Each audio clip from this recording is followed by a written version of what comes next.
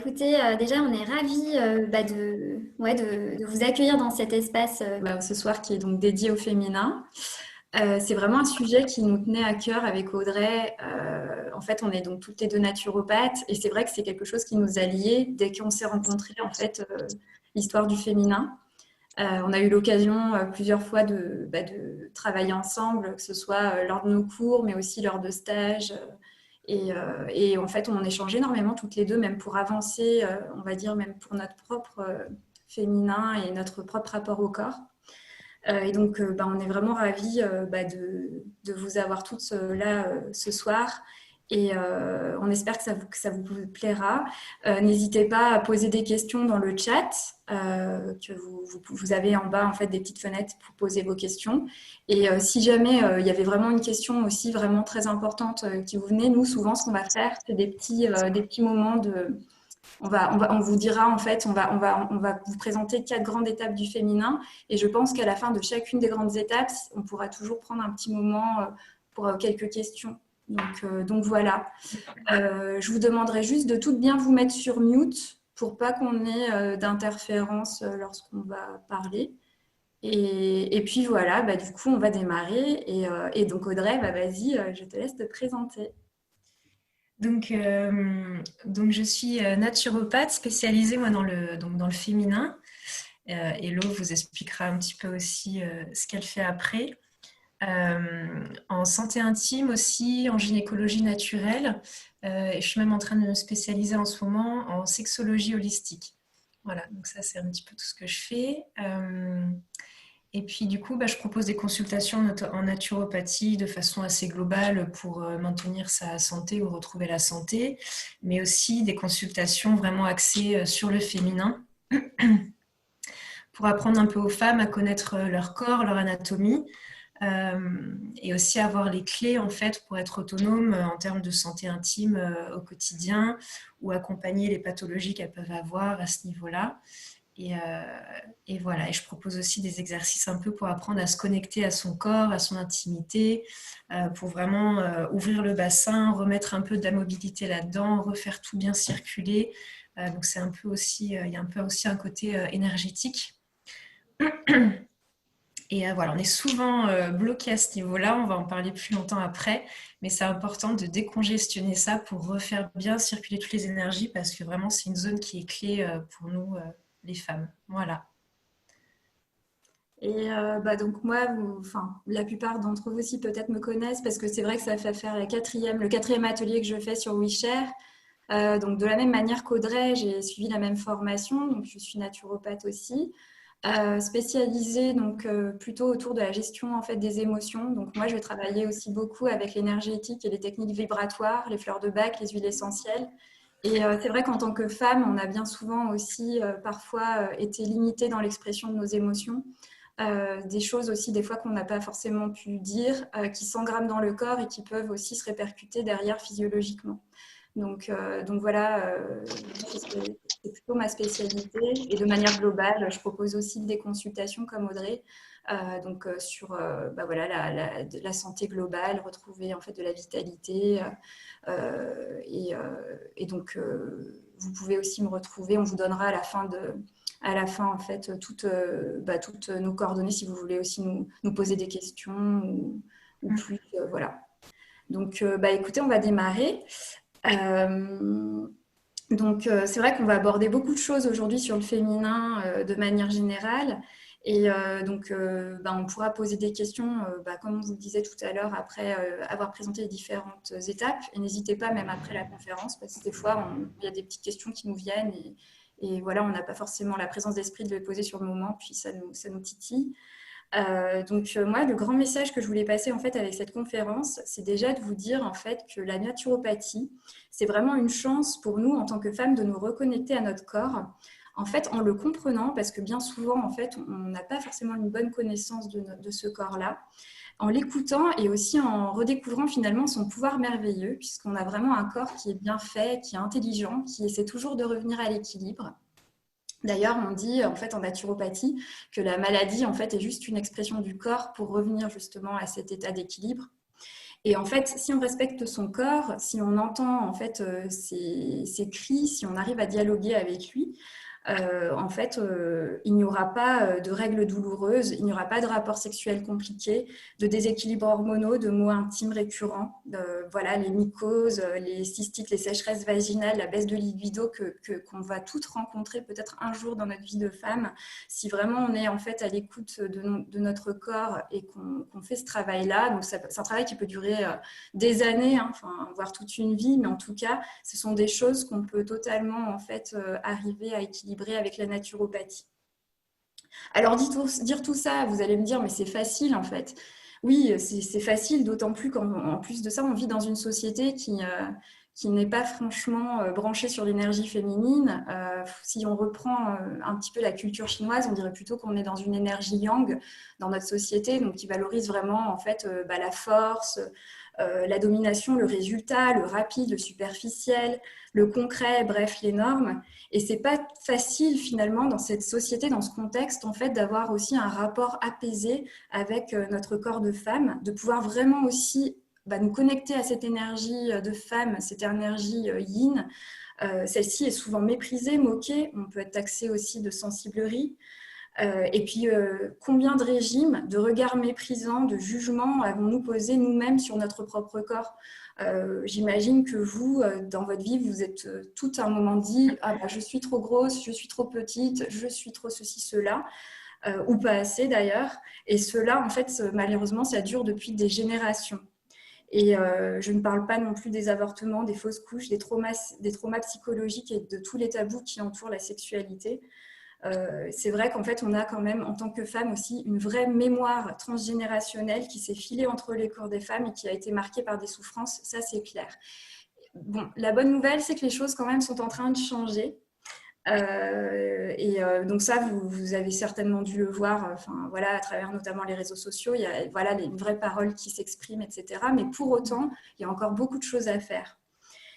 Et c'est vrai qu'après, si on regarde du côté de l'allopathie, donc de la médecine traditionnelle et des médecins, en fait, on n'est pas toujours non plus complètement bien comprise et aidée. Tout ce qui est féminin, parfois, peut paraître obscur. Par exemple, on va vous dire, vous allez aller chez votre gynéco et on ne va pas forcément tout bien vous expliquer. On va vous dire, ah oui, c'est normal, c'est les hormones.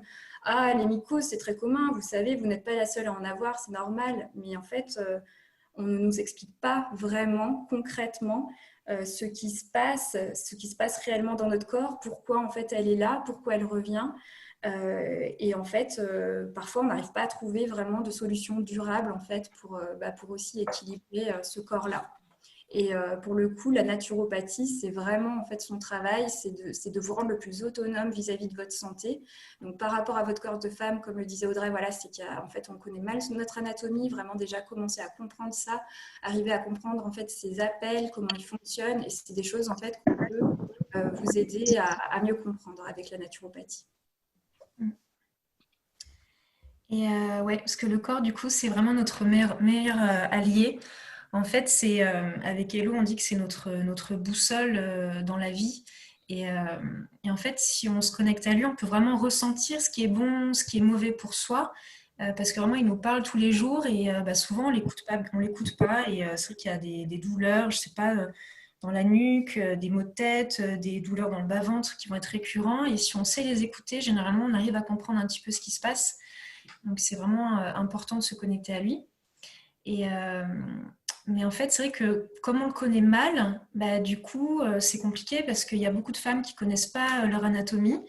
C'est vrai qu'on a eu des cours de biologie au lycée qui sont assez limités. Et en fait, j'entends souvent des personnes me demander des questions où je me dis vraiment qu'il y a une méconnaissance de tout ça. Et pour les petites histoires, il y en a qui vont me demander effectivement si on met une cup pendant les règles, s'il va falloir l'enlever en fait pour aller aux toilettes parce qu'elles ne savent pas où est le méa urinaire, donc c'est le trou par lequel on fait pipi, et elles pensent peut-être que c'est au fond du vagin, ou alors voilà, on ne sait pas forcément où est le col de l'utérus, ou alors on imagine que si on met un tampon ou une cup ou un œuf de yoni pour celles qui connaissent, peut-être qu'il va aller trop loin dans le corps et se perdre, alors qu'en fait, il y a une limite, quoi. Donc voilà, c'est des questions qui font se dire qu'en fait, il y a vraiment une mauvaise connaissance de ça.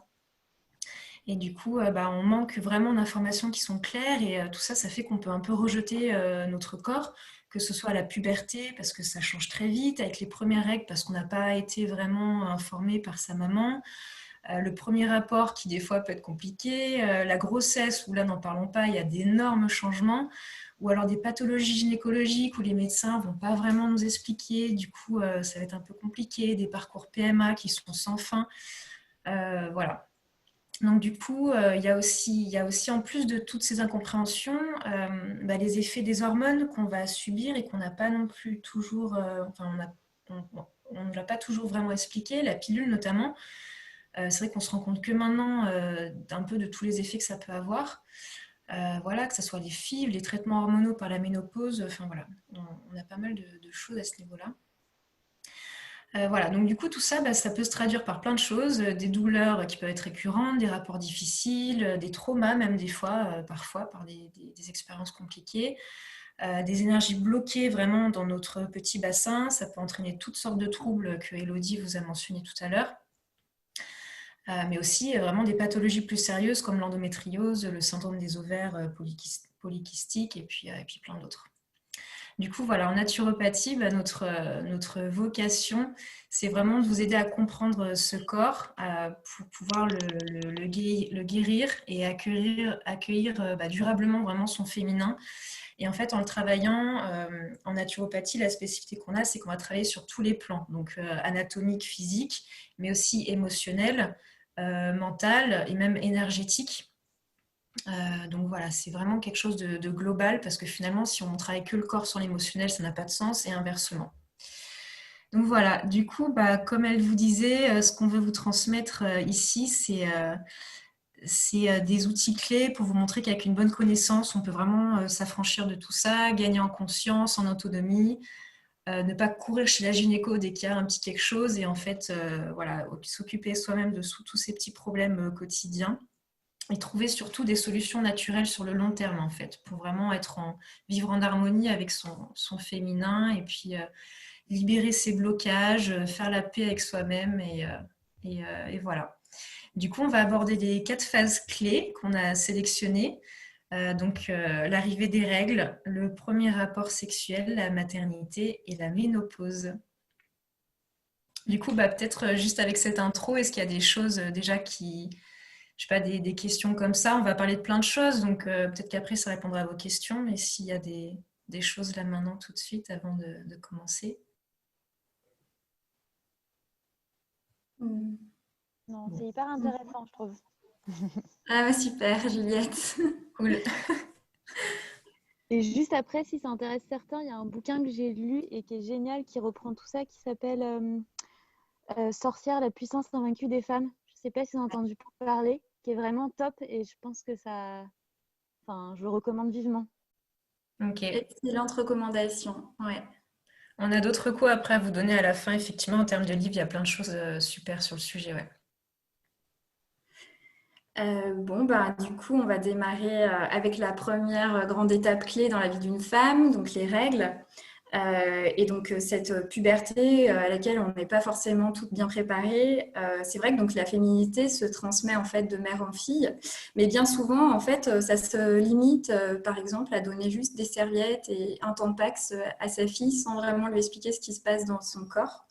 Alors qu'en fait, ce qui serait intéressant, ce serait quand même de raconter comment justement, les règles, à quoi ça sert, qu'est-ce que c'est, comment la mère l'a vécu, voire même la grand-mère, en tout cas, transmettre cette féminité. Même si aujourd'hui, finalement, on va pouvoir, grâce aussi à Internet, et il y a des super applis qui vous permettent de mieux connaître votre cycle, etc., il y a plus d'informations. Mais moi, je me souviens très bien que donc, quand j'ai eu mes règles, je vous raconte une petite anecdote personnelle, j'étais totalement larguée. Ma maman m'avait donné des serviettes le premier jour de la 6e dans le cartable, et puis roule ma poule, quoi. Et en fait, c'est vrai que quand ça t'arrive, j'étais un petit peu démunie. On voit encore il y a encore pour certaines femmes pas mal de questions. C'est vrai que c'est quand même une étape vraiment importante et c'est bien de connaître tout ça. expliquer notamment à la petite fille, voilà, un petit peu comment ça fonctionne, qu'est-ce qui se passe, parce que bien souvent, le fait aussi de ne pas en parler va faire que beaucoup de femmes vont aussi le vivre comme un fardeau, alors qu'en fait, les règles, c'est juste une énergie de vie, et c'est même plus que ça, en fait, les règles, c'est une détox. En naturopathie, en fait, on parle d'émonctoire pour dire, en fait, pour parler des organes qui sont des portes de sortie de nos déchets. Donc, il y en a plusieurs. Vous avez les poumons, vous avez le foie, l'intestin, la peau, les reins. Et en fait, pour la femme, il y en a un cinquième qui est l'utérus. Et ce qui fait qu'en fait, chaque mois, en fait, que lorsque vous avez vos règles, c'est finalement une détox tout à fait naturelle qui s'opère dans votre corps. Donc finalement, bien loin d'être un fardeau, c'est plutôt quelque chose de très positif pour le corps. Ça va lui permettre donc d'éliminer une partie de ses déchets. Et c'est aussi une des raisons, on ne le dit pas souvent, mais pourtant voilà, les études le montrent aussi, que c'est une des raisons pour lesquelles les femmes vivent plus longtemps que les hommes, puisque nous, on a finalement une détox de plus par rapport aux hommes chaque mois. C'est aussi donc les règles finalement juste la partie visible d'un cycle féminin qui dure en moyenne 28 jours. Et en fait, ce cycle qui nous relie à la nature depuis toujours, puisque en fait c'est le cycle qui est vraiment correspondant avec celui de la Lune. Donc on en parle de plus en plus, il y a de plus en plus de bouquins là-dessus, mais c'est vrai qu'on avait perdu cette connexion justement à ces cycles naturels, à ces cycles lunaires. Et le fait en fait de comprendre ça, de se rendre compte aussi que finalement dans votre cycle, vous allez avoir plusieurs phases, de la même manière que vous allez avoir plusieurs phases dans le cycle lunaire, vous permet aussi de mieux comprendre ce qui va se passer dans votre corps, à la fois en termes d'énergie, mais aussi même par rapport aussi à tout ce qui peut se passer au niveau hormonal et folliculaire. En fait, ça va vraiment derrière donc, vous permettre voilà, d'accueillir plus facilement cette période-là, de comprendre, par exemple, voilà, je suis en phase ovulatoire, donc j'ai plus d'énergie, etc. À l'inverse, quand j'ai mes règles, j'ai besoin de repli, j'ai besoin d'être plus coupounée, etc. Enfin, en fait, il y a plein d'outils aujourd'hui qui existent aussi pour justement relier en fait votre cycle avec le cycle naturel le cycle de la Lune. Par exemple, peut-être vous en avez entendu parler, mais il y a des mandalas lunaires qui existent. C'est assez interactif. Je crois que j'en ai un là. Voilà, donc ça, en fait, ça se présente sous cette forme et ça va vous permettre, en fait, vous voyez là, vous avez les différentes phases de la Lune. Vous pouvez après mettre, en fait, colorer votre cycle avec les différents jours. Ça va vous permettre de comprendre là où vous en êtes et derrière de le mettre en parallèle avec ce cycle naturel et donc de mieux comprendre aussi ce qui va se passer chez vous d'un point de vue énergétique et hormonal. Les règles, c'est aussi en fait une occasion, au-delà de ce cycle naturel, c'est aussi en fait une occasion de comprendre comment fonctionne votre corps et de comprendre aussi en ce moment justement si vous avez un corps plutôt fatigué, si vous avez beaucoup de toxines, etc. C'est par exemple, voilà, si vous avez des douleurs lors de vos règles ou ce fameux syndrome prémenstruel, posez-vous la question de votre hygiène de vie. Est-ce que récemment, par exemple, vous avez fait des excès alimentaires? Est-ce que vous êtes fatigué? Est-ce que vous êtes stressé? Enfin, souvent, vous allez voir qu'il y a des corrélations. Et d'ailleurs, en fait, on n'a jamais les mêmes règles, souvent d'une période à l'autre. Vous allez remarquer, par exemple, que les douleurs ne sont pas les mêmes, que la consistance du sang n'est pas la même, etc. Et tout ça, bien sûr, en fait, révèle aussi l'état de ce qui se passe à l'intérieur. Alors je fais une petite parenthèse sur la période de confinement, parce que c'est quelque chose que j'ai remarqué là, récemment en consultation.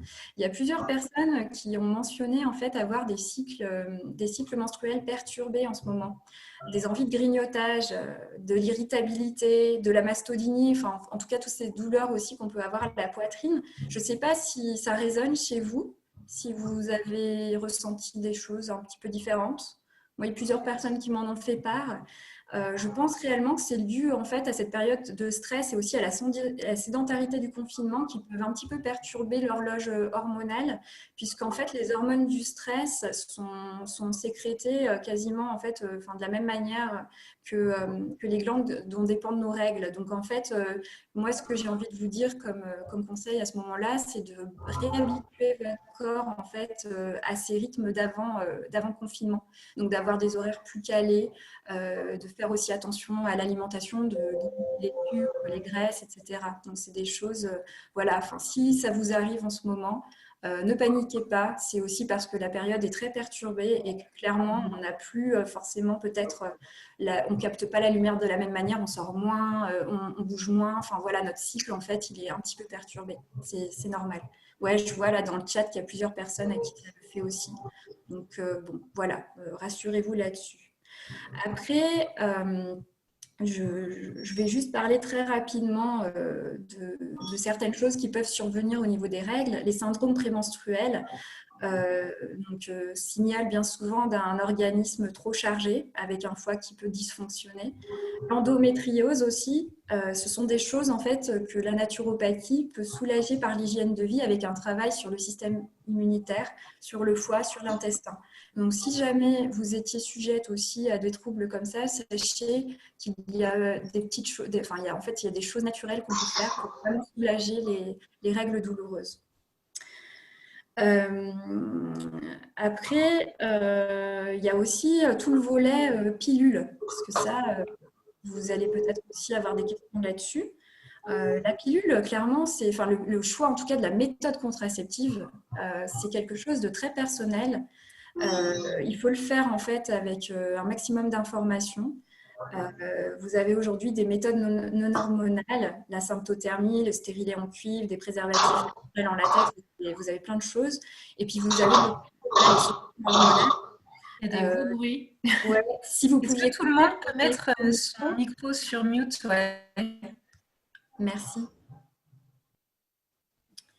Et donc là, clairement, en fait, c'est vraiment des choix qui restent très personnels. Le tout, c'est de vraiment connaître en fait les pour et les contre. Il n'y a jamais de méthode vraiment, on va dire, idéale. Enfin, c'est vraiment après, c'est vraiment un choix.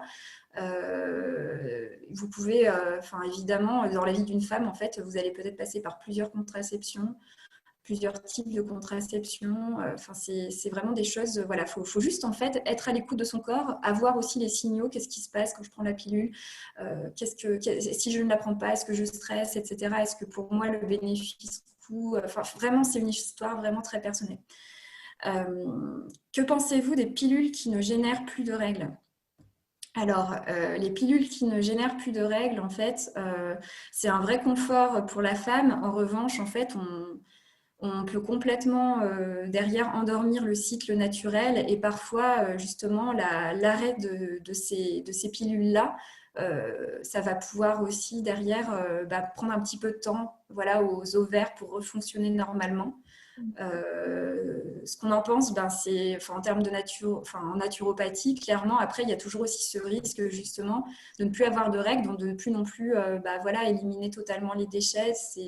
Ça peut aussi saturer le foie. Il y a des risques. Après, voilà, il y a aussi le confort de ne plus avoir ces règles.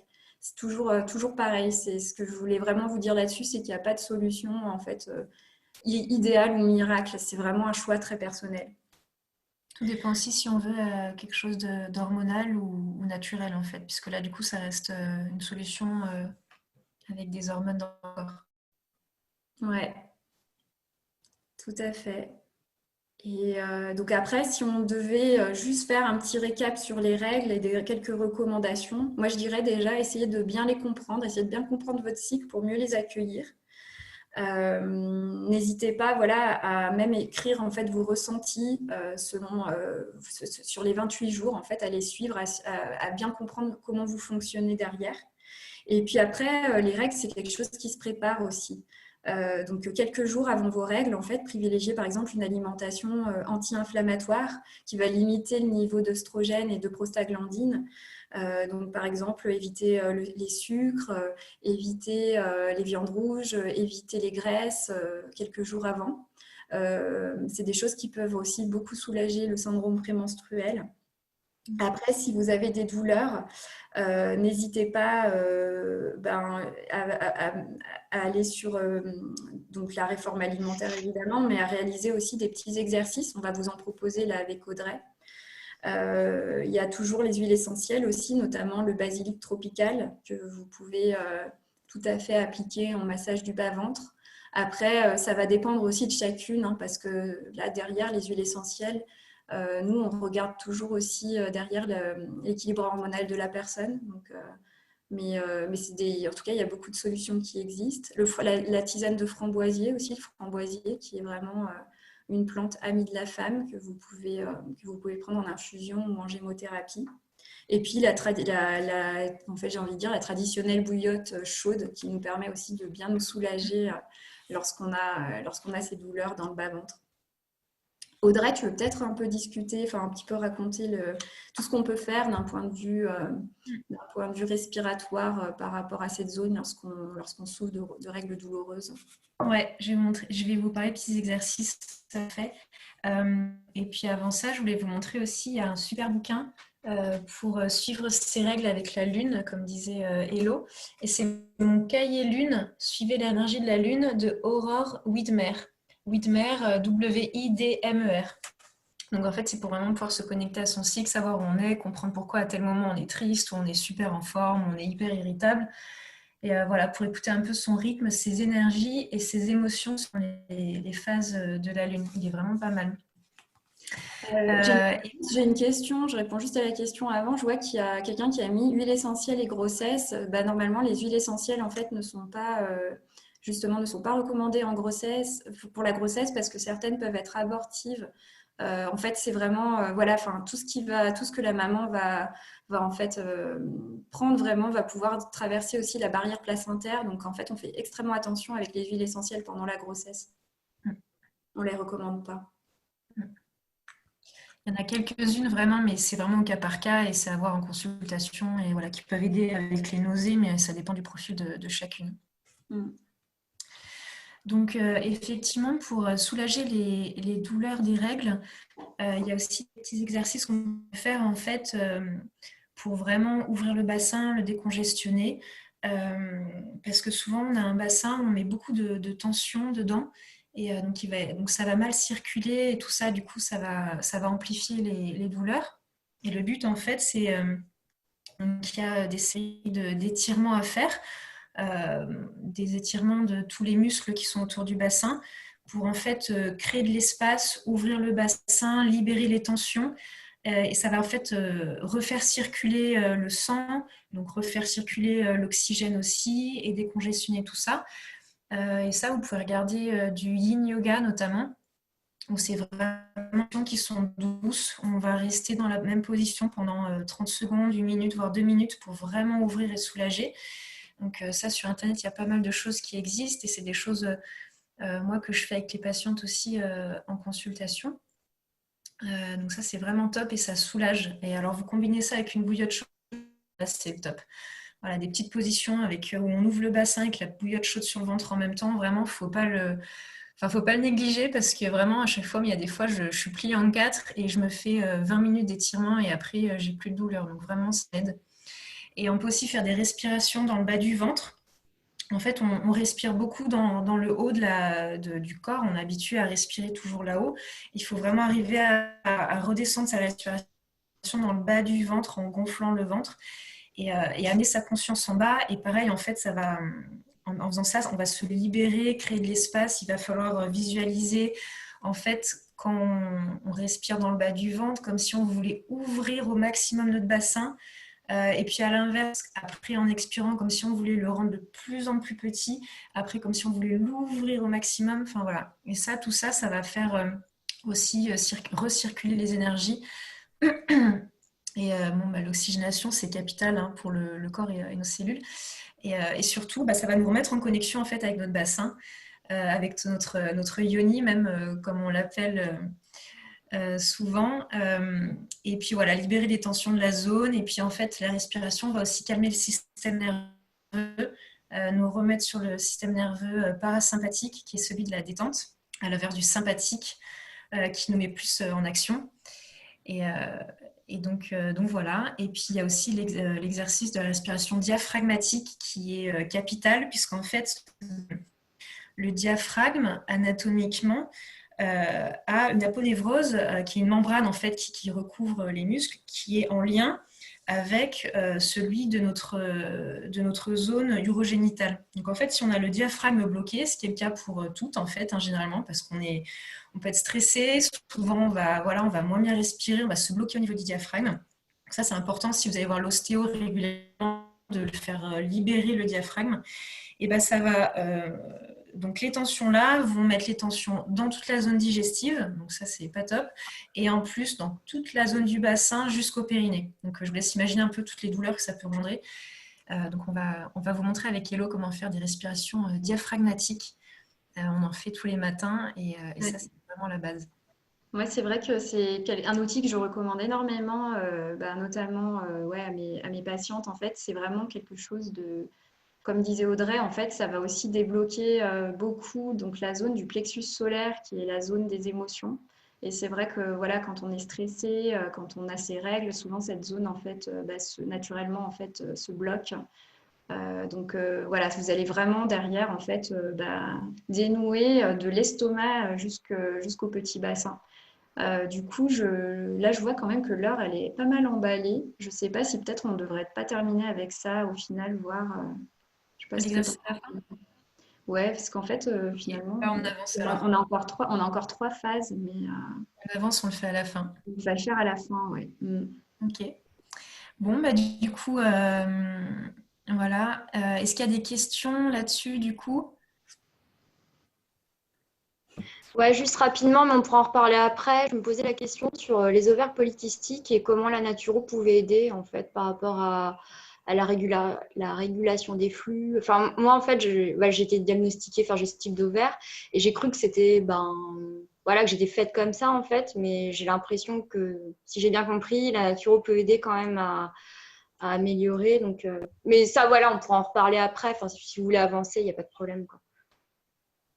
En fait, les syndromes des ovaires polykystiques, c'est souvent, voilà, ce qui se passe, c'est que la maturation des follicules, en fait, des fois, elle peut être bloquée, notamment lorsqu'on prend aussi des hormones, des choses comme ça, ou du moins, elle va être coupée dans son élan.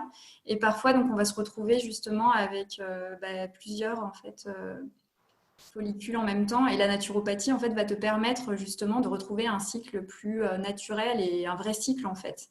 Donc, c'est des choses qu'on peut tout à fait travailler par de l'hygiène de vie, en fait. Mais bien souvent, en fait, lorsqu'on en est atteinte, effectivement, ça peut être alors soit génétique, mais bien souvent, c'est aussi consécutif à la prise de pilules. Il y a un déséquilibre hormonal clairement qui va pouvoir être harmonisé avec la naturopathie. On a une copine qui est touchée par ça. Elle était même en train de se dire qu'elle ne pourrait pas tomber enceinte. Ils essaient d'avoir un enfant. Et en fait, avec la naturo, elle a réussi à ravoir des cycles, alors toujours irréguliers, mais en tout cas à ravoir des règles, pardon. Elle a eu pendant plusieurs mois. Et là, elle est tombée enceinte récemment. Donc, voilà, grâce à la naturo, du coup, elle a pu équilibrer tout ça.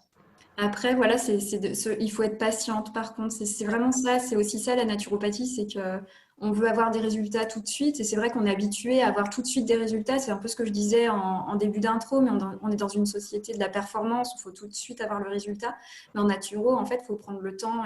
Et peut-être que, tu vois, un syndrome comme ça va se réguler, mais ça va prendre peut-être 6 mois, 1 an. Enfin, en fait, c'est ça, c'est aussi le temps que le corps se remettent en fait en route de manière naturelle. C'est comme finalement si on exploitait trop un terrain, tu vas essayer de planter une graine à un moment donné, elle va peut-être pas forcément germer tout de suite. Il va peut-être falloir être persévérant et replanter au cycle suivant pour que le terreau en fait retrouve de l'énergie et que la graine puisse éclore, tu vois.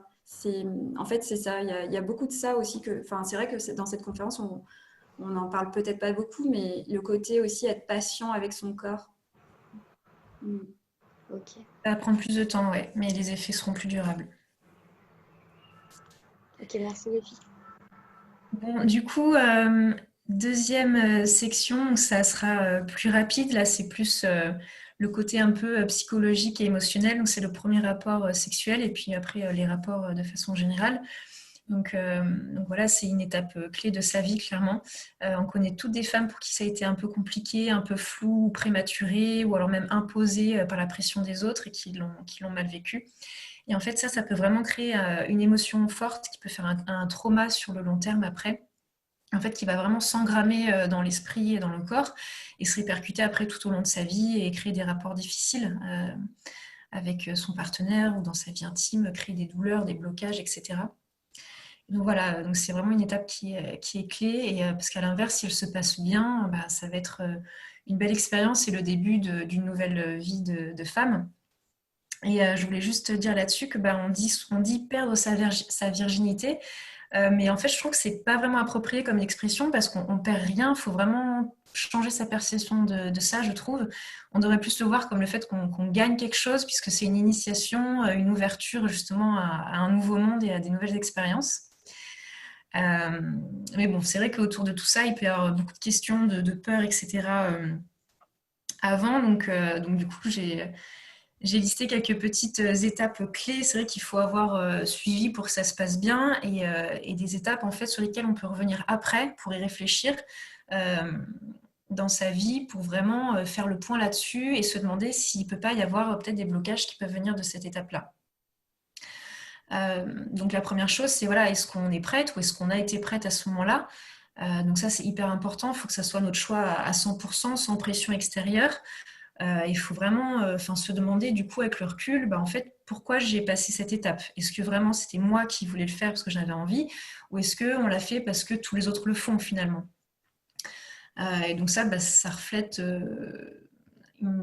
du coup, c'était une décision qui était pas, ça venait pas de nous, quoi. C'était pas notre propre chef, et donc voilà, faut un peu repenser à ce moment-là et se demander si c'était de notre propre chef ou pas, puisque bon, chacun a son rythme, chacun est pris à un âge différent, et c'est vraiment hyper important que le choix de l'avoir fait à ce moment-là ait été conscient et non imposé.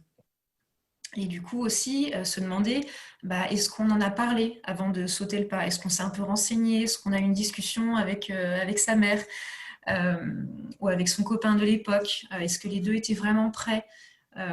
Est-ce que ça s'est déroulé comme on l'aurait voulu? Est-ce qu'on a préparé ça ou au contraire c'était spontané? Est-ce qu'on avait une compréhension de notre corps, de notre physiologie qui faisait qu'on comprenait un peu ce qui se passait? Parce que c'est vrai que si on ne s'est pas renseigné avant, il peut y avoir des choses qui peuvent nous perturber. Est-ce que ça va être douloureux? C'est pas censé être douloureux, ça peut être inconfortable mais pas douloureux. Donc est-ce qu'on s'est renseigné aussi sur la possibilité de la rupture de l'hymen qui peut faire des saignements ou pas? Enfin voilà, c'est des choses, voilà, se demander à ce moment-là si on était informé à ce niveau-là, et si je ne sais pas, est-ce que ça a pu créer des incompréhensions et des blocages émotionnels pour la suite.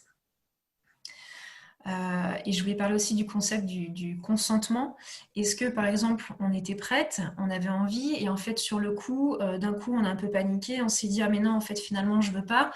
Est-ce que, comme en fait, c'était lancé, on n'a pas osé dire à la personne « En fait, je ne veux pas », du coup, est-ce qu'on s'est forcé? Ça, c'est quelque chose qui peut être impactant aussi pour la suite au niveau émotionnel et psychologique.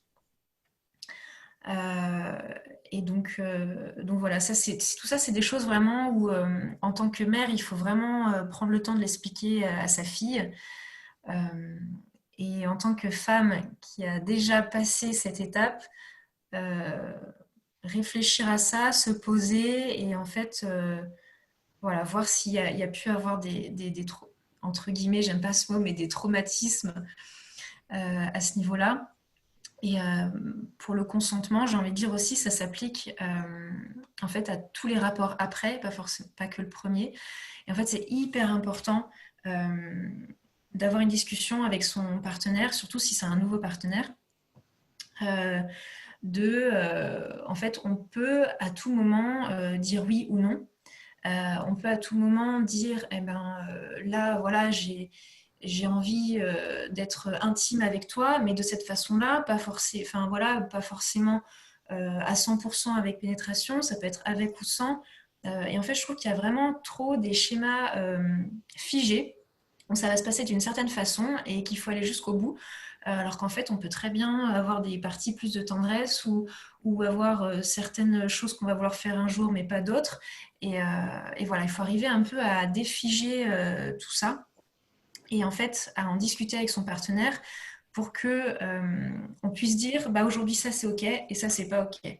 Parce que si on le fait pas, on va des fois se forcer pour faire plaisir.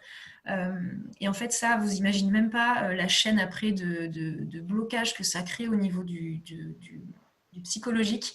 Et ça, on le voit chez beaucoup de femmes après. Donc ça fait des blocages, limite même un rejet du partenaire, une baisse, voire une disparition de la libido.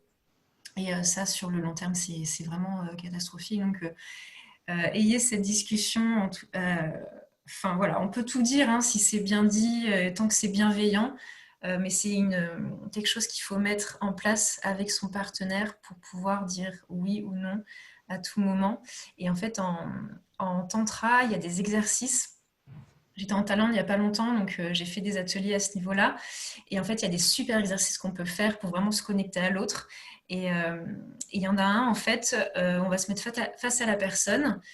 Et pour en fait apprendre à dire oui ou non sans que la personne sente un rejet, parce que c'est vrai que les hommes à chaque fois peuvent très mal le prendre. Donc en fait, cet exercice-là va permettre un peu de les sensibiliser à ça. Et sur le coup, s'ils ont un non, de pas mal le prendre. Donc en fait, on va pouvoir toucher certaines parties du corps ou demander à la personne est-ce que je peux te masser le bras? Est-ce que je peux te caresser les cheveux? Est-ce que je peux te toucher la poitrine? Et en fait, la femme en face va dire oui ou non. Et du coup, c'est des fois même dire non volontairement pour apprendre à l'homme à entendre un rejet, mais en le prenant bien, en disant ok, c'est ta décision, je la respecte. Du coup, je passe à une autre partie. Et peut-être qu'il y a quelque chose d'autre qui aura un oui à la clé. Donc ça, c'était un super exercice que je vous encourage à faire. Et il y en a un deuxième, c'est l'exercice du vert, orange et rouge. Où en fait, il y a, donc pareil, on est face à la personne et on va demander à toucher certaines parties du corps et la personne en face va pouvoir dire là c'est vert, là c'est orange, là c'est rouge. Donc en fait, c'est un peu un massage mutuel. Donc la personne A va commencer un peu à toucher, caresser ou masser des parties du corps en allant d'une partie à l'autre. Et la personne régulièrement va dire ok, vert, vert, vert. Et si à un moment donné, il y a une partie où là aujourd'hui, non, j'en ai pas envie, ou c'est inconfortable, ou là, ce toucher-là, ça me fait mal, orange, voire rouge si on veut que ça stoppe. Et en fait, ça apprend vraiment aussi à communiquer sur ce qu'on veut ou ce qu'on veut pas, et apprendre à l'autre à entendre le oui ou le non. Donc voilà, c'est des super exos que je vous recommande. Merci Audrey. Et puis un autre exo à faire du coup basé sur tout ce que je viens de vous dire, c'est à faire chez vous au calme après, c'est vraiment repenser à tout ça, à ce moment-là, se connecter à lui, se poser les vraies bonnes questions, comment ça s'est passé, comment je l'ai vécu, fermez les yeux limite, revisualisez-vous à ce moment-là, écrivez ce qui vous vient, observez les émotions qui peuvent remonter. C'est vraiment un bon exercice thérapeutique et c'est voilà, si ça a pu être compliqué pour vous, penchez-vous-y régulièrement et notez vos rêves. Personnellement, moi, c'est pas par rapport au premier rapport, mais en fait, je pensais pas du tout avoir de trauma au niveau des rapports. Et en fait, en commençant un peu à me connecter, au début, quand je commençais à réfléchir à mon féminin, à me connecter à ça et pourquoi j'avais telle ou telle douleur, j'allais voir un psychologue, une hypnothérapeute. Et en fait, j'ai des rêves qui me revenaient régulièrement. Et j'en ai eu un, c'était carrément un cauchemar, qui m'est revenu 4-5 nuits de suite. C'était affreux. Et en fait, ça m'a fait remonter une situation qui était en fait un vrai trauma. Alors, je n'en avais pas du tout conscience. Pour moi, c'était un truc vraiment qui était passé comme ça. C'était pas anodin, mais en tout cas, ça ne m'avait pas marqué. Et en fait, ça a été un trauma. Je me suis rendu compte que c'était un vrai trauma profond. Et grâce à ces rêves, j'ai pu libérer ça en hypnothérapie notamment. Ça, c'est super. Et en psycho aussi, en psychologie. Et depuis, ça va beaucoup mieux. Donc voilà, n'hésitez pas à penser à tout ça et à écrire ce qui remonte et noter vos rêves qui sont hyper révélateurs. Voilà. Si Hello, tu veux rajouter quelque chose ou s'il y a des questions? Non, mais je pensais juste aussi que les élixirs floraux de Bach peuvent beaucoup aider la femme justement par rapport à toutes ces notions-là. Déjà, savoir dire non, rapport au corps. Donc c'est pareil, c'est des choses aussi qui peuvent vous aider. Ça agit vraiment comme de l'homéopathie. En fait, les fleurs de Bach, c'est vraiment la vibration d'une fleur sur les émotions et il y a de très bons résultats. Donc c'est pareil, c'est un petit outil, moi, qui m'a beaucoup aidée personnellement et que j'encourage chaque femme en fait à créer son élixir personnalisé voilà pour pouvoir aussi équilibrer tout ça. Du coup, on va passer à la 3e étape. Si vous n'avez pas de questions, vous n'hésitez pas si vous en avez à mettre dans le chat toujours. Il est déjà 50, peut-être qu'on va faire plus 1h30. Ça tout dépend après si ça va pour tout le monde. Ouais. Bon, on va avancer au plus vite. Voilà. Du coup, après, donc la 3e étape dont on voulait vous parler, c'est la grossesse. Et là, clairement, c'est en fait une étape qui est vraiment importante dans la vie d'une femme. C'est vraiment une étape de création. Et c'est une étape de création qui se prépare. Donc, en fait, c'est un petit peu de la même manière. Tout à l'heure, je parlais de la graine, mais avant de planter votre graine, vous allez vraiment en fait préparer le terrain de la future maman, mais aussi du futur papa. Parce que bien sûr, en fait, le projet de maternité, c'est pas un projet qui se fait toute seule, hein, c'est vraiment un projet qui se fait à deux. Et pour le coup, il faut penser à la maman, à l'hygiène de vie de la maman, mais aussi à l'hygiène de vie du papa, puisque chacun des deux partenaires vont transmettre 50% du génome à l'enfant. Donc, en fait, j'avais envie de vous parler ici de pourquoi, justement, préparer de la grossesse et pourquoi faire de l'hygiène de vie, justement, avant la grossesse.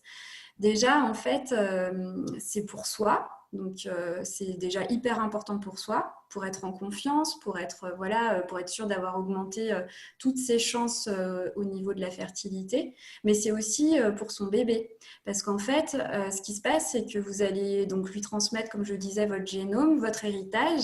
Et en fait, vous pouvez enrichir cet héritage génétique jusqu'en fait au moment de la conception à travers de l'hygiène de vie. Je vous donne un exemple. Par exemple, si vous avez des intestins faibles, une porosité intestinale, vous aurez peut-être plus de chances derrière d'avoir un bébé qui va faire des allergies. Parce qu'en fait, ce qui va se passer, c'est que derrière, en fait, vous allez certainement avoir, dans vos liquides, des molécules qui ne devraient pas s'y trouver puisque votre intestin est passoire. Et derrière, en fait, vous allez peut-être justement léguer un système immunitaire plus faible à votre enfant. Qui va donc derrière pouvoir aussi peut-être développer des allergies, des choses comme ça. Donc voilà, ça c'est un exemple parmi d'autres. Mais en tout cas, c'est important de bien préparer tout ça pour que votre grossesse se passe au mieux. C'est aussi important parce que derrière, si vous avez en fait une bonne hygiène de vie, vous allez pouvoir avoir un utérus qui sera plus accueillant, avec le moins de toxines possible pour justement accueillir la vie, une bonne ovulation. Et puis le papa, derrière lui, avec son hygiène de vie, il va considérablement améliorer la qualité aussi de son sperme. Donc, en fait, j'ai envie de vous dire que clairement, si vous en avez la possibilité, c'est de préparer votre projet bébé 6 mois avant. Généralement, c'est ce qu'on recommande en naturopathie pour avoir en fait un maximum de vitalité pendant votre grossesse et pour pouvoir donc avoir aussi un bébé le plus fort possible. Par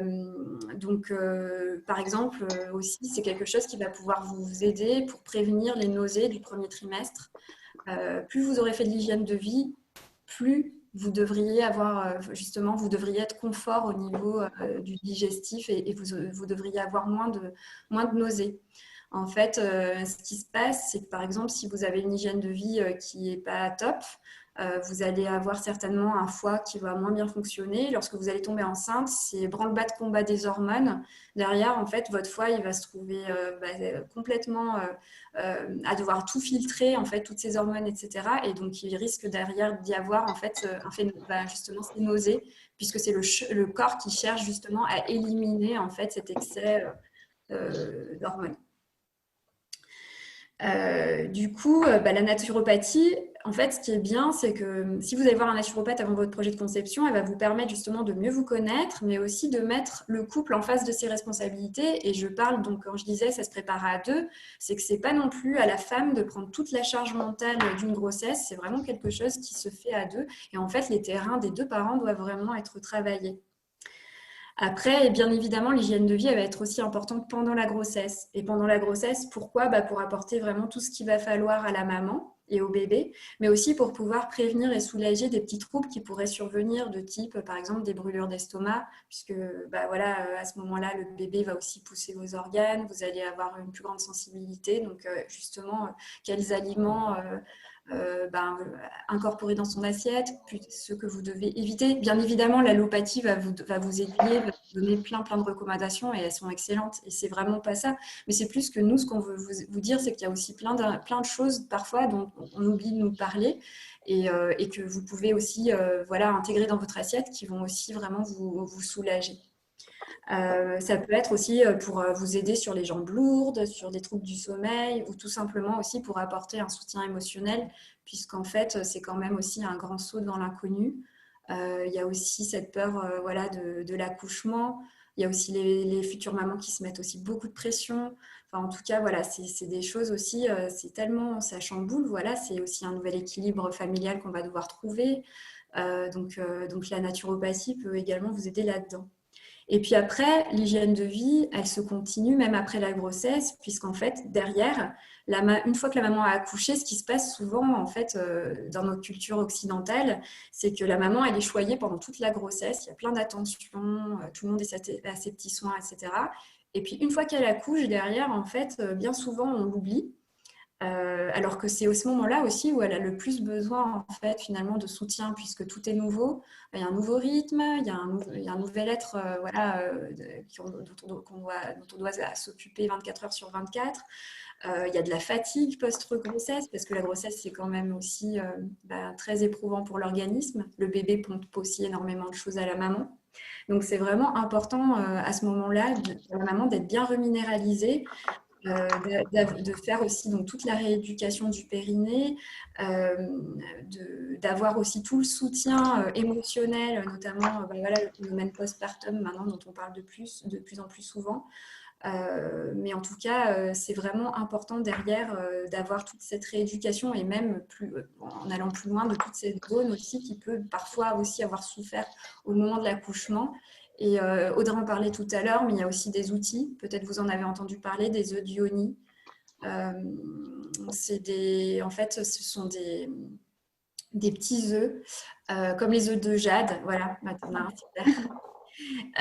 qui en fait, donc c'est de la lithothérapie, c'est donc tout ce qui va être plus autour de l'énergétique. Donc en fait, les pierres, certaines, enfin voilà, les pierres en fait de différentes sortes pour différentes vertus. Et c'est aussi un petit outil qui va vous permettre aussi de bien retravailler justement tous les tissus, de pouvoir rééduquer aussi toute la zone du périnée. Et de pouvoir aussi vous reconnecter à cette zone, puisque en fait, c'est pas forcément facile parfois quand on a eu aussi, on peut avoir eu un accouchement qui s'est plus ou moins bien passé. Derrière aussi, juste de pouvoir se reconnecter déjà à cette zone, tout doucement. Voilà, enfin, c'est des petites choses aussi qui peuvent aider. Et puis, la naturopathie aussi, elle va pouvoir vous aider si vous rencontrez des problématiques de fertilité. Donc, trouble de l'ovulation, mais ça peut être aussi des stress, de l'endométriose ou une grosse fatigue, des choses comme ça. Et puis, il y a aussi, en fait, toutes les mémoires générationnelles dont on ne parle pas forcément en fait, mais malgré finalement la révolution sexuelle, les femmes sont quand même restées encore paralysées parfois par une éducation sexuelle chargée de non-dits et de tabous. Et en fait, il y a parfois, par exemple, des femmes, donc ça c'est des travaux là, qui sont en train de pas mal paraître sur tout ce qui est mémoire cellulaire, etc. Mais il y a parfois des femmes qui peuvent porter dans leurs cellules des mémoires des IVG de femmes qui l'ont précédé dans sa lignée. Et en fait, ce sont des choses dont on n'a pas forcément conscience, donc on ne nous explique pas forcément. Mais en fait, il faut savoir aussi que les ovaires, c'est un réservoir d'énergie qui est très, très important. Et le problème, c'est que si cette énergie reste bloquée pour une raison ou pour une autre, on peut parfois voir apparaître des troubles urogénitaux ou même des troubles concernant la fécondité. Donc, effectivement, parfois, on peut aussi donc, se tourner vers la naturopathie et d'autres techniques. Audrey vous en a parlé tout à l'heure de l'hypnose, mais ça peut être, il y a plein de choses en fait qui existent pour aussi permettre de libérer justement toutes ces mémoires, ces non-dits qui peuvent aussi parfois perturber en fait cette zone-là. Et puis après, il y a le stress aussi qui peut aussi considérablement perturber en fait la fertilité. C'est vrai qu'on est quand même, donc je le disais tout à l'heure, mais dans cette société où on valorise l'hyper-performance, l'action, etc. Je l'appelle ça la société du yang. Il y a beaucoup de femmes en fait finalement aussi qui se stressent. La grossesse devient finalement quelque chose qu'il faut réussir. Faut réussir à tomber enceinte et parfois, des fois, ça peut même tellement nous stresser qu'on peut aussi parfois produire des hormones mâles qui vont inhiber en fait notre progestérone et nous éviter et en fait nous empêcher de tomber enceinte. Donc voilà, il y a plein de choses en fait à travailler et c'est vrai que là pour le coup, toutes ces dimensions-là, on n'en parle pas forcément avec l'allopathie et ça peut être intéressant de creuser avec d'autres approches. Et puis enfin, je terminerai là-dessus, mais pour dire aussi que la grossesse, enfin, bien souvent, on le voit comme un cas médical, voire même une maladie, encore bien trop souvent. Il y a encore pas mal de gestes invasifs qui peuvent être pratiqués au moment de l'accouchement, des péridurales, alors que, enfin voilà, on vous fait une péridurale alors qu'en fait, vous pouvez en avoir besoin, hein, mais sachez déjà jusqu'en France, en fait, il y a 85% de péridurales qui sont réalisées et en fait, l'OMS n'en recommande que 20%. Donc parfois même, en fait, finalement, on peut couper la femme en fait de ses sensations juste, alors que son corps, il est quand même fait logiquement pour accoucher d'une manière naturelle. Après, bien sûr, il y a des exceptions, mais bien souvent, en fait, la péridurale peut des fois devenir automatique et il y a toujours ce petit proverbe aussi qu'on garde dans la tête, c'est « tu accoucheras dans la douleur ». Et en fait, notre langage a mis dans la tête des femmes parfois que l'accouchement serait douloureux, alors qu'en fait, on est physiologiquement programmé pour accoucher. Et en fait, parfois, il faut juste déconnecter cette notion de douleur et d'accouchement. Et comment? En redonnant aussi confiance à la femme dans son corps. Et bien souvent, on perd cette confiance.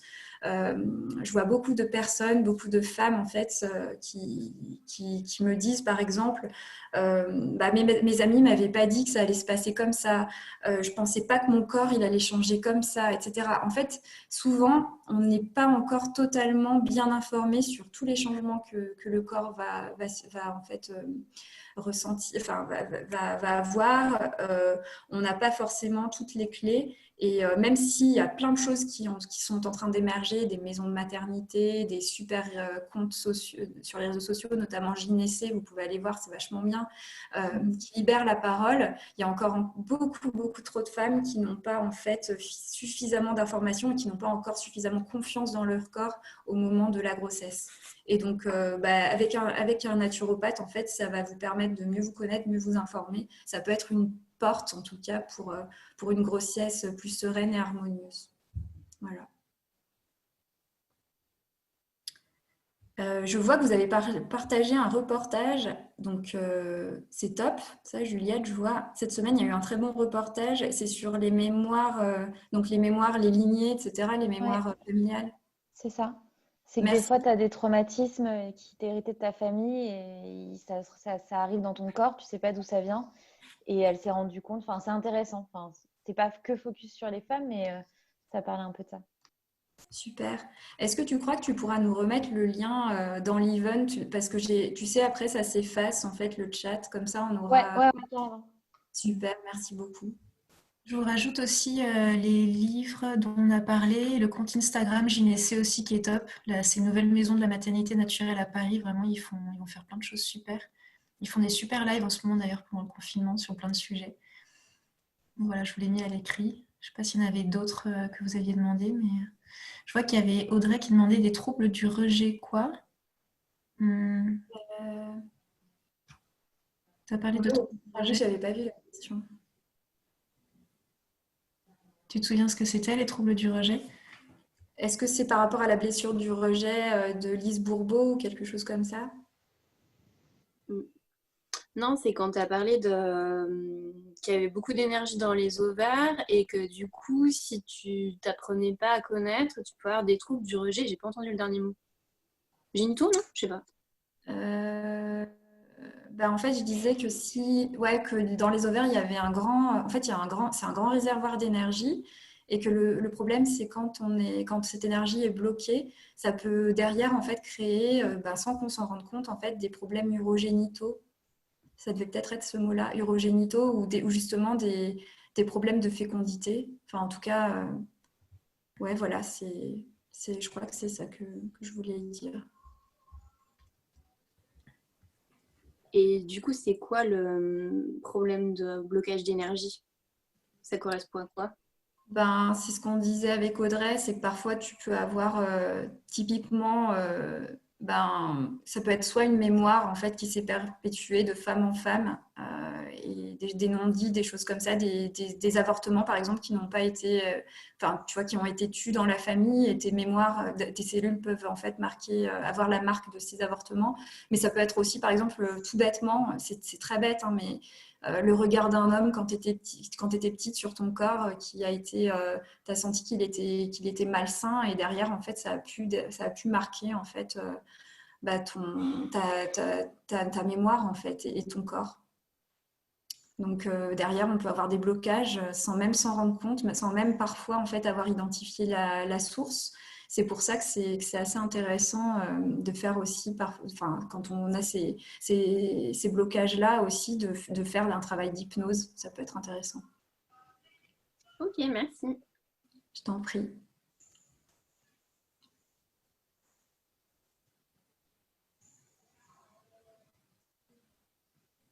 Est-ce qu'il y avait d'autres questions sur la partie de la grossesse avant de passer à la ménopause? Ça vous parle, les filles, ce qu'on vous raconte, ça va vous... Ouais. Check. Ouais, c'est trop bien.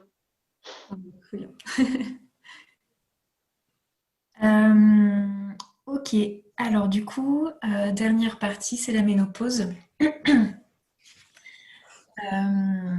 Du coup, le message que je voulais passer un peu à ce niveau-là, c'est que c'est pas une fatalité. Parce qu'un peu comme l'accouchement, on dit que ça va être dans la douleur, on dit souvent que la ménopause, ça va être un peu la cata, avec des symptômes, des bouffées de chaleur, voilà. Et bon, c'est pas une fatalité, c'est pas une maladie non plus. Elle est en fait un peu comme la grossesse, c'est une étape qui est révélatrice de notre hygiène de vie qu'on a eue tout au long de la vie avant.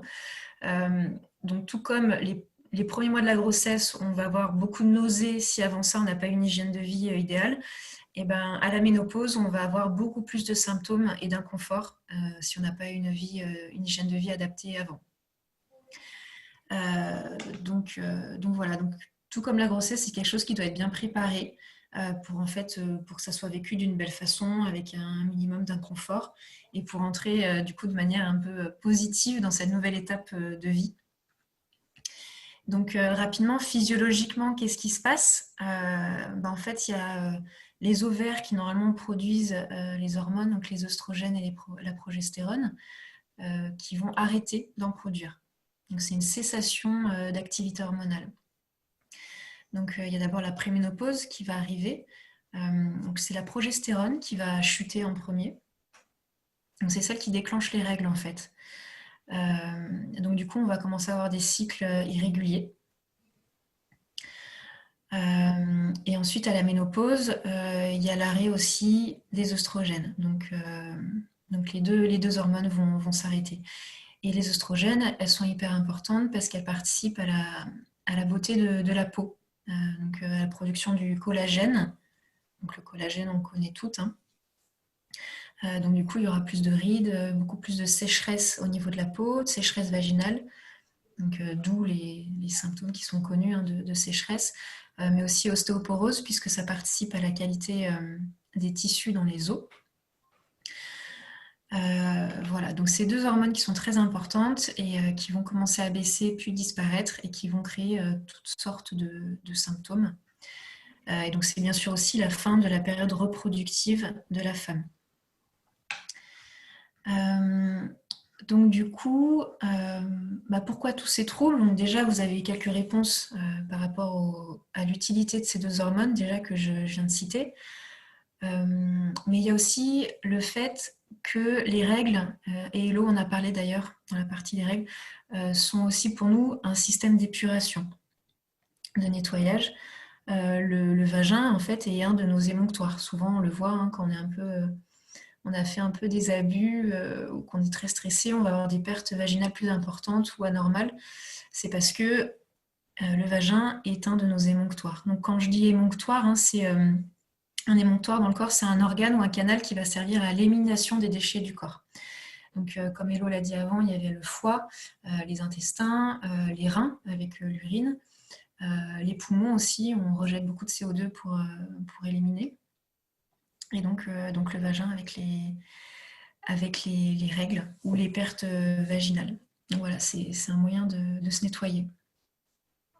Et donc, à partir de la ménopause, c'est quelque chose qu'on n'aura plus. Et donc, les toxines qui passaient à ce moment-là par les règles vont devoir sortir par un autre émonctoire. Donc, c'est les autres qui vont devoir se débrouiller. Donc, le foie, les reins, la peau. Ah oui, j'ai oublié de vous dire, il y a la peau aussi. Il y a beaucoup de déchets qui sortent par la peau, par la sueur, le sébum, tout ça. Donc, les autres vont devoir se débrouiller. Et comme tout le monde, le foie est souvent engorgé. Les reins, des fois, on a souvent des reins un peu faibles et un foie engorgé qui rame un peu dans la semoule, si je peux dire. Et des fois, une peau un peu saturée, parce que du coup, tout sort un peu par la peau. Enfin voilà, on a tous des émonctoires plus ou moins forts, donc on va tous avoir des problèmes différents. Il y en a, ça va être des problèmes digestifs, d'autres, ça va être plus des problèmes de peau. Donc selon par là où ça sort, en fait, ça va nous dire quel est l'organe qui est un peu en souffrance. Les poumons aussi, pour les fumeurs, ils vont voir que l'émonctoire fonctionne moins bien puisqu'ils vont avoir beaucoup de problèmes respiratoires ou une toux permanente. J'ai des copines, elles toussent en permanence, elles ont une toux grasse permanente. Donc ça, pareil, c'est un nettoyage. Bref, du coup, voilà, donc c'est plein de changements. Le corps va devoir s'adapter, il va avoir des désagréments. Et du coup, l'hygiène de vie sera capitale puisque si on est moins intoxiqué, entre guillemets, il y a moins de déchets qui vont avoir besoin de sortir et donc la ménopause sera mieux vécue. Et en fait, c'est le foie qui est chargé d'éliminer les hormones que le corps a utilisées, qui sont usagées, qui sont donc, entre guillemets, à jeter, à éliminer. Et si le foie est engorgé, il ne va pas réussir à les éliminer comme il faut. Et donc tout ça, ça va faire toute une série de symptômes. Donc du coup, je vais vous lister un petit peu les effets secondaires qu'il y a. Et puis, ce qui peut être mis en place pour les réduire, pour les éviter. Donc du coup forcément une sécheresse au niveau de la peau et une sécheresse vaginale parce que les oestrogènes diminuent. Des infections vaginales et urinaires aussi qui sont plus fréquentes et ça c'est dû à la baisse de l'acidité du vagin, dû à la baisse des oestrogènes. Et en fait l'acidité du vagin est hyper importante, c'est celle qui fait que les bactéries qui sont présentes dans notre flore vaginale sont en équilibre. Et si l'acidité, si du coup ce pH, puisqu'on parle vraiment de pH comme en chimie, change, il y a des bactéries qui vont plus ou moins se développer. Alors ça peut être des bonnes comme des mauvaises. Et là, si c'est des mauvaises, du coup, ça va faire plus d'infections vaginales. Donc les bouffées de chaleur aussi qu'on connaît bien, les transpirations nocturnes. Donc ça, c'est parce qu'il y a une nécessité en fait de se détoxifier, ça va sortir par la peau. Donc on va transpirer. C'est une réaction du corps. Une prise de poids, des sauts d'humeur. Donc ça, c'est accentué si on est carencé en magnésium. Et en tant que femme, on est souvent carencé en magnésium, puisqu'en fait,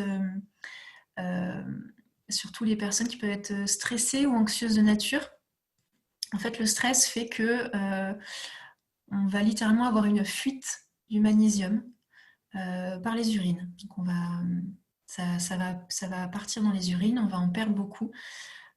Et donc ça, c'est important de faire des cures de magnésium régulièrement si on se sent stressé. Si on a un petit tressautement au niveau des paupières, qu'on se sent un peu plus irrité, facilement si on a des troubles du sommeil. Généralement, une fois qu'on écoute un peu, on se rend compte qu'on connaît vite les symptômes, qu'on les reconnaît bien. Et si on a les ongles tout mous aussi. Moi, depuis que je fais des cures de magnésium, j'ai des ongles super durs. Ça ne m'était jamais arrivé de toute ma vie. donc voilà. Donc aussi perte de libido, douleur pendant les rapports, donc due à la sécheresse vaginale. Et voilà. Et donc du coup, qu'est-ce qu'on peut faire pour tout ça ? Déjà, on voulait vous sensibiliser avec Hello sur les médicaments, donc les traitements hormonaux substitutifs qui sont donnés très fréquemment, mais qui ne sont pas anodins. Et en fait, ça va équilibrer sur le coup les hormones, mais en fait, ça va que retarder le problème, puisqu'en fait, à la fin, le corps, il est fait pour ne plus produire ces 2 hormones-là. Donc, si on lui en donne de façon synthétique, finalement, on fait que reculer l'échéance. Et en fait, si on a trop d'œstrogènes dans le corps, avec ces hormones de synthèse, ça peut créer plus tard des cancers hormonodépendants, cancer du sein, des organes génitaux, etc.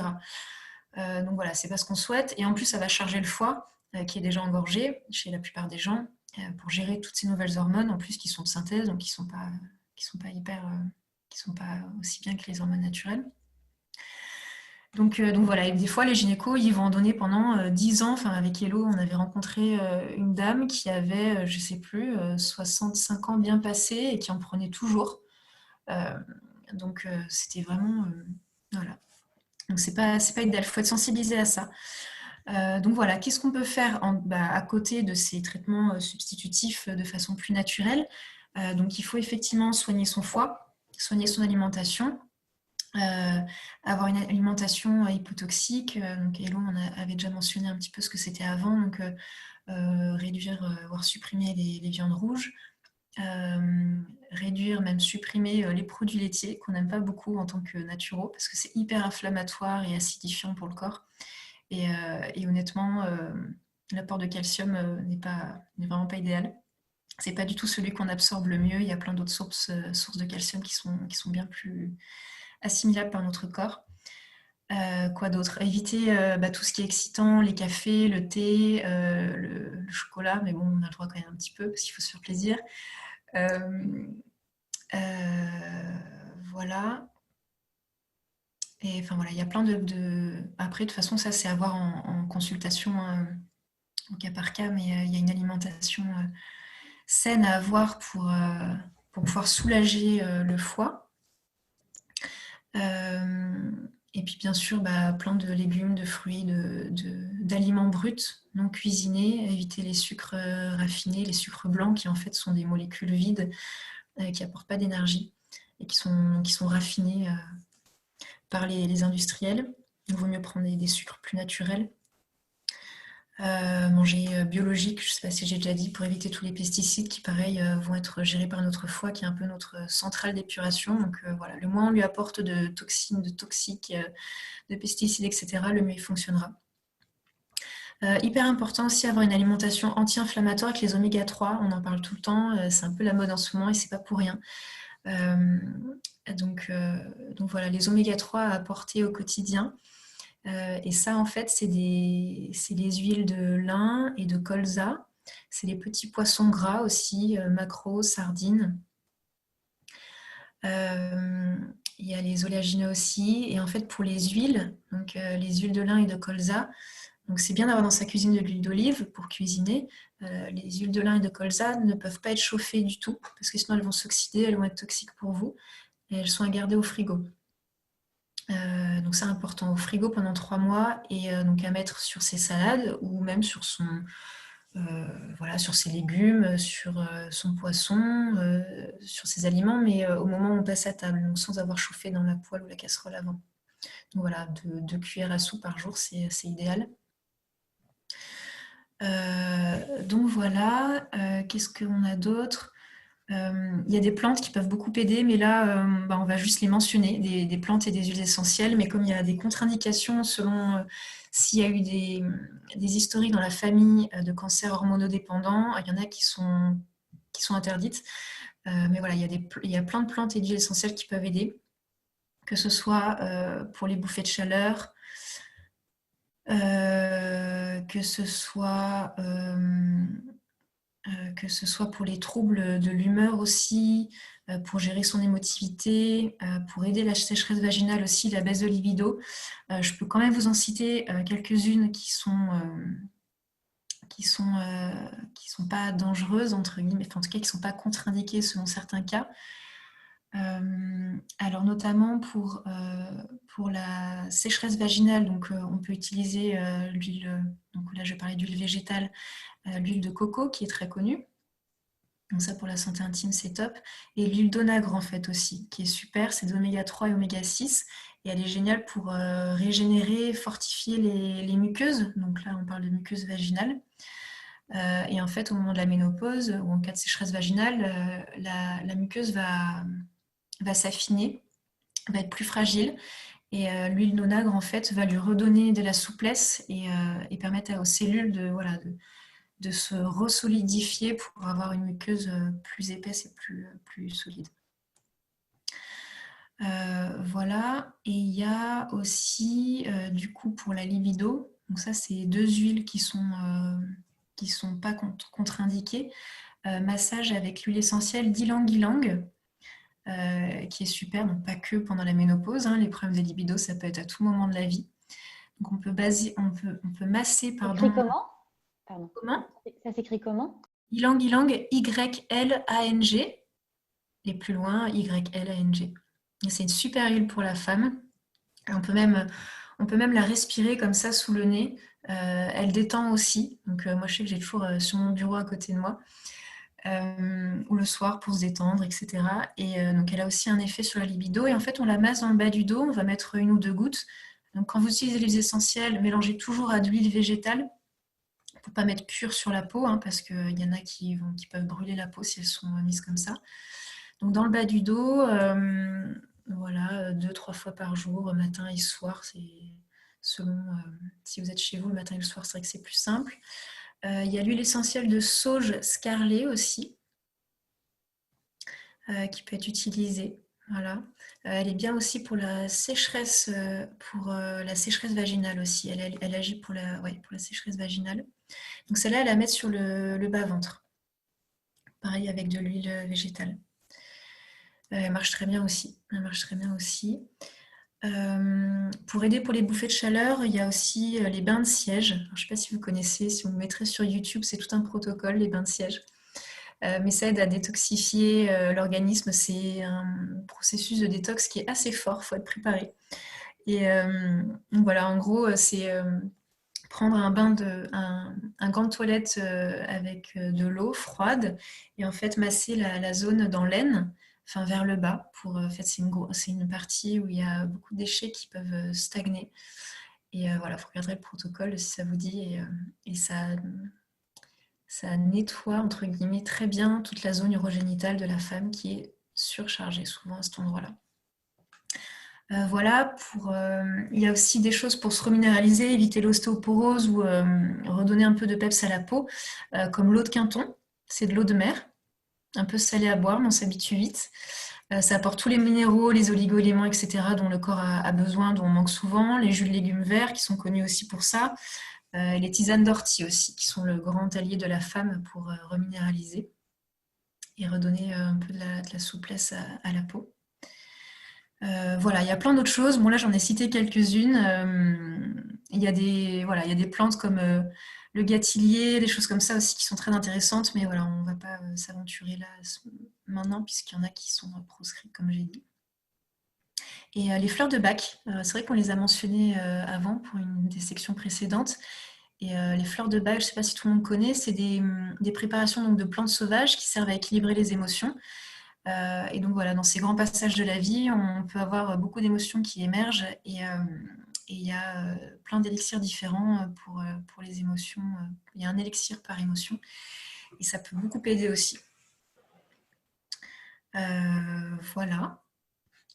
Est-ce que pour cette partie-là, Hello, tu avais des choses à rajouter ou est-ce qu'il y a des questions? Non, mais je dirais juste en fait, ça fera aussi la transition avec la conclusion, c'est que la ménopause, c'est pas non plus une fin, la fin de la femme. En fait, pour moi, c'est plus aussi une étape, finalement, c'est une nouvelle liberté aussi retrouvée. Ça correspond souvent à un moment voilà, où on est plus libre, on a les enfants qui sont partis. Et finalement, tous ces symptômes, tout ce qu'on peut avoir à ce moment-là, en fait, c'est aussi une chance, une opportunité de se reconnecter en fait à notre corps de femme et justement de retravailler dessus, de renouer avec son corps. Et je crois que c'est un petit peu finalement aussi le message des 4 étapes clés là. Donc on a vu, c'est que finalement, voilà, si vous avez, s'il y a des choses qui sont difficiles, des douleurs, des choses comme ça, c'est aussi finalement le cri de votre corps pour que vous en preniez soin, pour que vous fassiez aussi un travail sur vous, sur votre hygiène de vie, sur vos émotions. Donc, il faut le prendre finalement comme quelque chose de positif en fait en soi. Nous, c'est ce qu'on dit en naturopathie, mais finalement, on dit toujours que la maladie, c'est un cri, ouais, c'est un cri du corps pour revenir à l'équilibre. C'est vraiment ça. Donc, et là, en fait, en cette période de confinement, on redécouvre aussi finalement notre corps, puisqu'en fait, on se rend compte qu'on en a besoin, enfin qu'on a besoin de bouger, par exemple, que là, le fait juste d'être moins en mouvement, ben, on est peut-être plus irritable, on a peut-être plus d'envie de sucrer, des choses comme ça. Et je trouve que c'est aussi une période assez intéressante pour reconnecter avec son corps de femme. On a aussi plus de temps parfois pour faire d'autres activités, notamment des activités créatives, des choses comme ça. Ouais, ou tout simplement de la méditation. Enfin, je vois là, il y a tellement d'initiatives sur Instagram. En fait, tout ça pour vous dire en fait que finalement, ben, ce corps, cette énergie féminine, on l'a tout en nous. On l'a bien souvent parfois étouffée ou du moins on l'a pas laissé totalement s'exprimer et qu'en fait, elle est toujours là et que vous pouvez reconnecter en fait à tout moment. Et on peut peut-être terminer avec justement, reconnectons-nous peut-être, Audrey, avec un exercice de respiration. Ok. Oui, un exercice que j'aime bien, mais d'abord, on va pas le faire ensemble, mais on va vous l'expliquer, c'est hyper important. Hello, si tu veux l'expliquer en 10 secondes, l'exercice de respiration diaphragmatique. Ok. En fait, la respiration diaphragmatique, c'est comme le disait tout à l'heure Audrey, en fait, le diaphragme, donc c'est un muscle transversal qui se situe ici. Et avec la respiration diaphragmatique, ça va faire comme un effet de piston, comme ça va se lever. Et ça va permettre en fait de détendre toute la zone viscérale. Et après, voilà aussi de vous rebasculer sur le système parasympathique, donc qui est celui de la détente.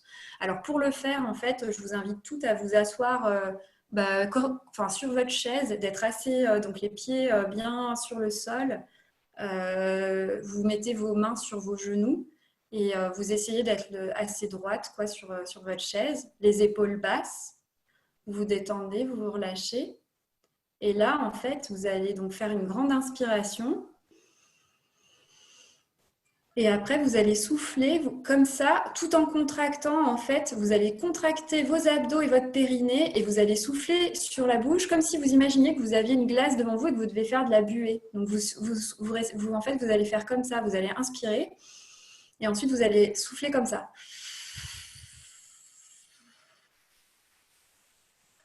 Le plus longtemps possible et vous sentez donc que tout est contracté en fait à l'intérieur et ça va vous permettre vraiment de lâcher en fait toutes les tensions de cette zone.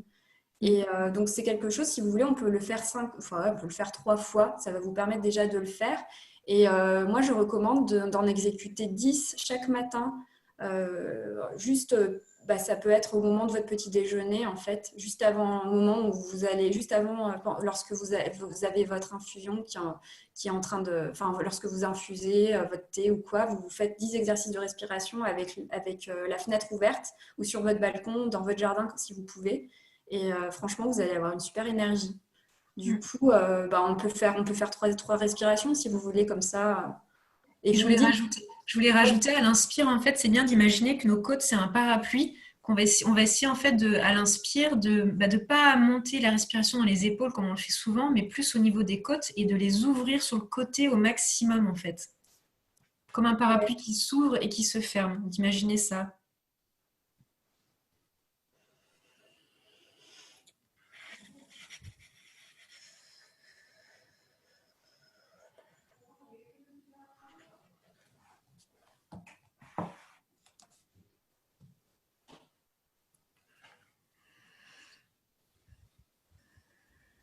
Et ça fait souvent bâiller cet exercice-là d'ailleurs, parce que quand on relâche le diaphragme, il y a les bâillements qui se déclenchent. Donc ça, c'est normal si vous bâillez. Et donc une dernière, donc on inspire et on contracte tout, on souffle.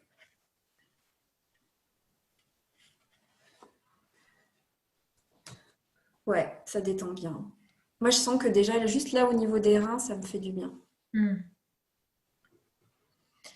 Et donc, il y en a un autre que j'aime bien. Donc, il y a tout l'exercice de respiration dans le bas-ventre qu'on verra pas aujourd'hui, mais il y a quand même un exercice que j'appelle, ça va peut-être vous faire sourire, mais la respiration vulvaire. Visualisez qu'on respire par la vulve, en fait. Et donc, en fait, on va le faire ensemble pendant 2 minutes. Donc, on ferme les yeux, bien droite sur sa chaise. Et en fait, on va commencer à contracter et à relâcher plusieurs fois les muscles du plancher pelvien. Donc, faire comme si on se retenait de faire pipi, en fait. Et relâcher. Et recontracter et relâcher. Et en fait, se concentrer autour de l'ouverture aussi de votre vagin. Et contracter toute cette zone-là et relâcher plusieurs fois. Et vraiment en relâchant, en visualisant que vous décontractez toute cette zone. Et tous les muscles du périnée. Et ensuite, on va mettre en même temps la respiration.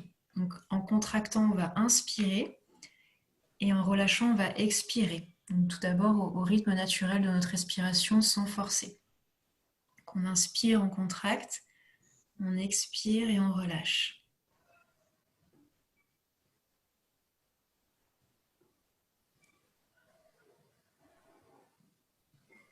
Donc, une fois qu'on a fait ça quelques fois, maintenant, on va imaginer que notre vagin est une bouche par lequel on fait entrer la respiration.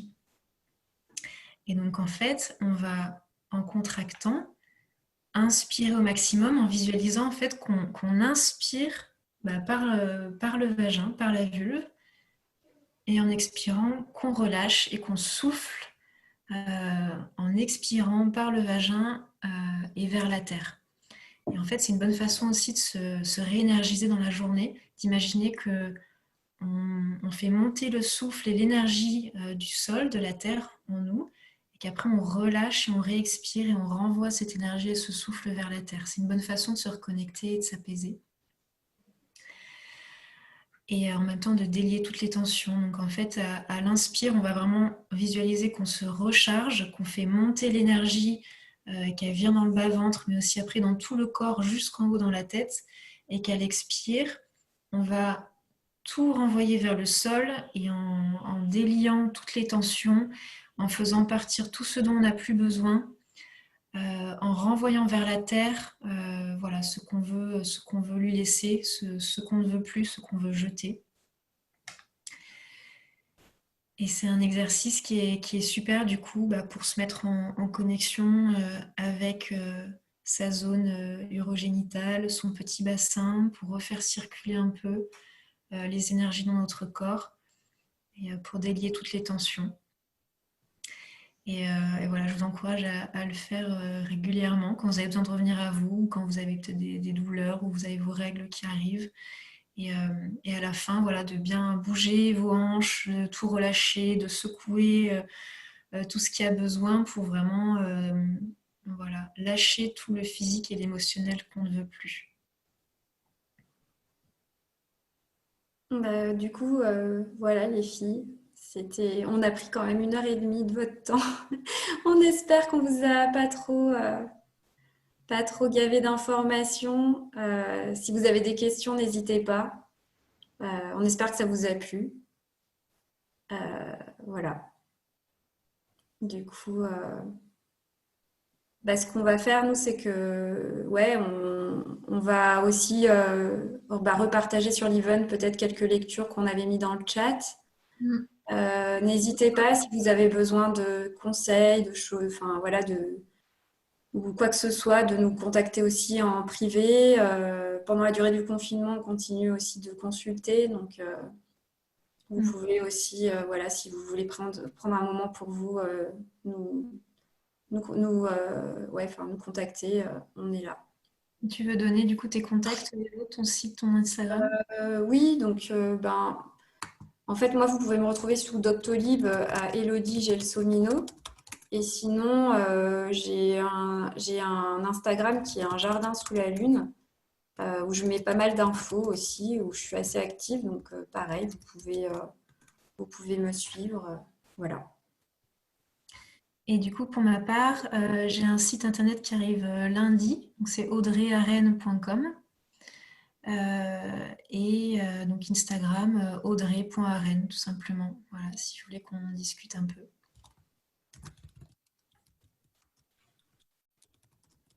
J'ai remis audrey.arène Instagram. Et c'était quoi l'autre site? Comme ça, je les note. audreyarène.com. audreyarène.com. Voilà. Et puis, pendant qu'on est encore là, il y a des lectures aussi sur la femme sauvage, avec les loups aussi, qui est assez connu. En plus du livre qu'on a mentionné au début, Sorcière de Mona Chollet. Voilà, on va vous mettre une petite liste sur l'event si après vous voulez creuser des sujets avec des livres. Il y a Femme désirée, Femme désirante qu'il faut qu'on mentionne aussi absolument. Ouais, il est génial. Ouais, de Daniel, j'arrive jamais à... Truman ouais. Que toute femme, toute jeune fille devrait lire à un moment donné dans sa vie, en fait. Femme désirée, Femme désirante. Je vais aussi vous le noter. Voilà. Et ben... Hop.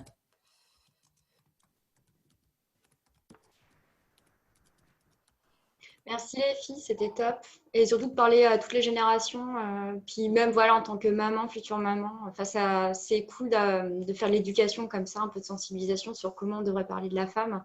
On a rarement en fait l'occasion d'entendre tout ça. Donc merci de l'avoir fait, c'est cool. Voilà, puis de faire partie de cette vague de femmes qui ont envie de remettre, de changer un peu le féminin dans la conscience collective. Parce que là, tout ce qu'on fait, en fait, on le fait aussi pour les générations d'après. Parce qu'en se changeant nous, on va changer aussi ce qu'on va mettre dans les cellules de nos enfants.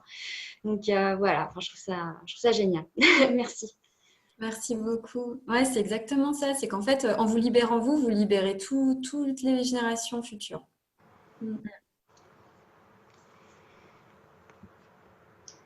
Merci les filles. Vous avez captivé ma fille qui a 22 ans et C'est vrai? qui est venue par hasard, qui s'est dit tiens, voilà, et qui est restée toute la session et qui était passionnée. Génial. Donc c'est bien transgénérationnel. Super. Merci beaucoup. Le plus jeune on s'éduque à tout ça, le plus simple c'est aussi. Merci à vous. Merci beaucoup Catherine. Ouais. Bon super, du coup on va s'arrêter là. Après s'il y a des questions pour en discuter plus personnellement. Voilà, n'hésitez pas. Et prenez soin de vous et libérez votre femme sauvage. Merci, au revoir. Merci beaucoup les filles. Bisous. Bonne soirée.